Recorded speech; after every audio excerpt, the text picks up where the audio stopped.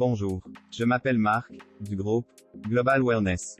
Nous allons voir comment l'affaire Johnny Depp contre Amber Heard nous révèle bien des choses sur nous-mêmes et surtout essayer de comprendre pourquoi cette affaire judiciaire nous fascine tant.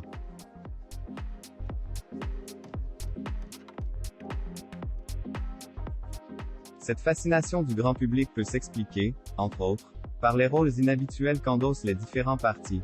Johnny Depp, le puissant pirate des Caraïbes de toute une génération, révèle des photos de son visage tuméfié et de son doigt déchiqueté. De sa voix qu'on a maintes fois entendu clamer des répliques assurées à l'écran, il raconte avoir été moqué, violenté, manipulé par son ex-femme.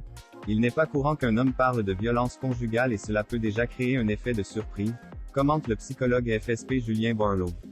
On peut dès lors se demander pourquoi un procès est surmédiatisé lorsqu'un homme prend la parole, expliquant avoir subi des violences, et pourquoi cela semble malheureusement plus normal quand il s'agit d'une femme. De la même manière, il est tout aussi inhabituel de voir une femme sur le banc des accusés. Bien qu'il soit impossible de désigner un coupable de façon claire, Amber Heard, le visage angélique et les cheveux impeccablement coiffés, est tout de même accablée de preuves choquantes devant les juges. Pour l'heure, l'enquête penche plutôt en faveur de Johnny Depp. Sur les réseaux sociaux, il me semble que le procès active une forme de mécanisme machiste, précise la psychologue FSP Adèle Zouffery.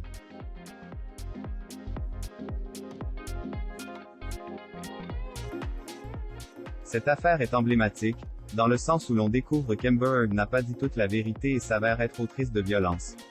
Elle est perçue, dans certains discours, comme une femme hystérique par excellence, voire un démon. Cela nourrit l'argumentaire des masculinistes qui martèlent que lorsqu'une femme affirme avoir été violentée, elle ment. S'ensuivent évidemment d'importants et larges débats, sachant que ces questions dépassent de loin le seul cas des deux stars américaines.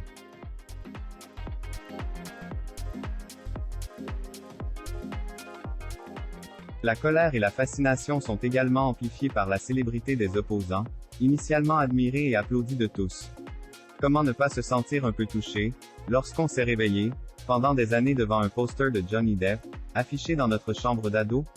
Ainsi, selon les faits révélés devant la cour et la version qu'on choisit de croire, on peut se sentir profondément trahi, ou triste pour le comédien.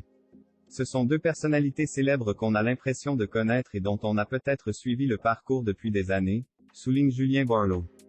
De ce fait, on peut se sentir émotionnellement concerné, chacun et chacune y va de son avis et, comme s'il s'agissait d'une série fictive, on veut connaître le dénouement de l'affaire.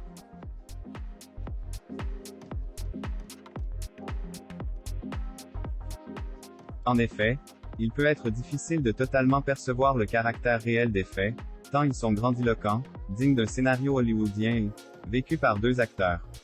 Surtout que les productions actuelles regorgent de récits du même type, incluant procès judiciaires et conflits maritaux.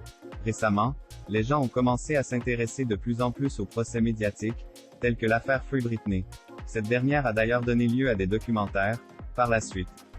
On constate un certain engouement pour le suivi des procès et le déroulé des audiences. Cela s'est répercuté dans certaines fictions américaines comme Law and Order et, plus récemment, dans la série Netflix Inventing Anna.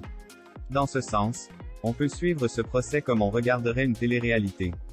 Dans la liste des séries concernées figure aussi The Hindu, Anatomie d'un scandale, ou encore, The Staircase.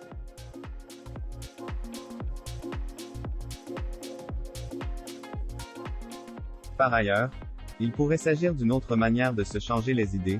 On peut se demander si cette affaire ne permet pas d'occuper un peu les esprits face à l'actualité anxiogène et terrifiante liée à la guerre en Ukraine. Toutes les informations différentes permettent de cristalliser l'attention sur autre chose. Le duel Johnny Depp contre Amber Heard, aurait-il pris la relève de la gifle de Will Smith, pile, au moment où cette affaire distrayante pour le public s'évanouissait un peu?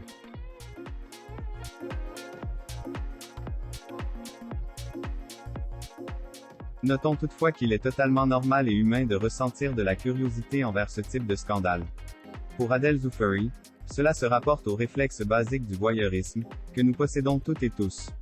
Il s'agit d'ailleurs du même mécanisme qui nous pousse à regarder des émissions de télé-réalité, très appréciées de nombreuses personnes. On aime voir ce qu'il se passe chez les autres. Il s'agit d'un réflexe humain qui rejoint l'idée d'attroupement autour d'un événement particulier. Instinctivement, nous voulons comprendre ce qu'il se passe autour de nous. C'est aussi de cette manière que notre cerveau s'est adapté, en cherchant à comprendre un maximum de faits sociaux, relationnels et psychologiques.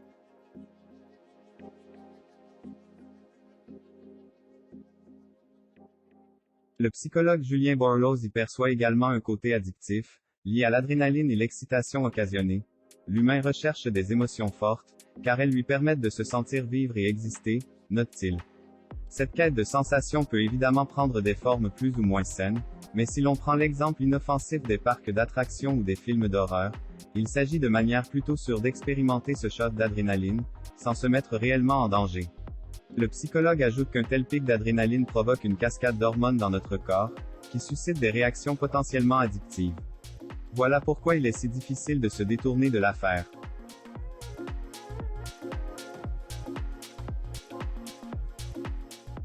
Devant ce genre d'histoire choquante, il semble logique que nous nous demandions comment nous aurions réagi à la place d'une des stars.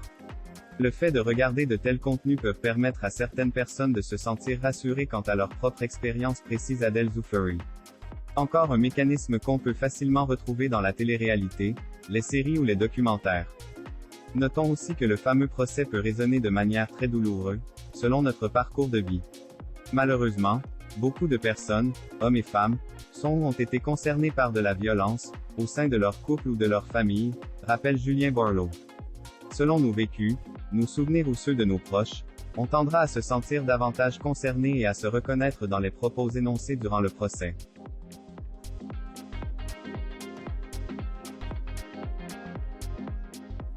Le fait que des personnalités publiques en parlent peut aussi lever un tabou pour certaines personnes.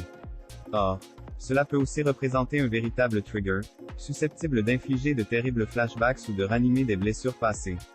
Sachant que des flopées d'articles et de photos circulent non-stop sur la toile, la situation peut être particulièrement difficile à vivre pour les personnes concernées. Comment réagir, alors, lorsqu'une telle affaire apparaît de tous les côtés, devenant presque impossible à ignorer? Face à l'effet d'amplification des réseaux sociaux, il est conseillé aux personnes pour lesquelles il s'agit d'un trigger de se tenir au maximum à l'écart de ces plateformes. Pour se protéger, il pourrait être bénéfique de sortir de cette bulle digitale, souvent négative, pour aller dehors, voir nos proches, se relaxer et se lancer dans la méditation pour prendre du recul, réguler ses émotions. Par contre, si le phénomène est douloureux et difficile à gérer seul, il faut absolument en parler, trouver de l'aide auprès de professionnels formés en psychotraumatologie.